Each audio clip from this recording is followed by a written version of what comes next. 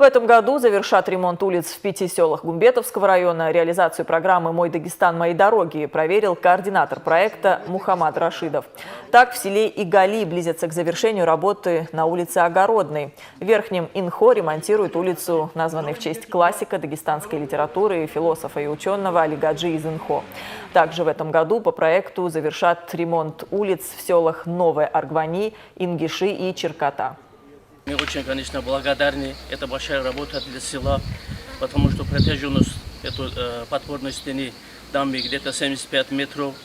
Идет большое расширение дороги как раз в нужное время и нужный момент.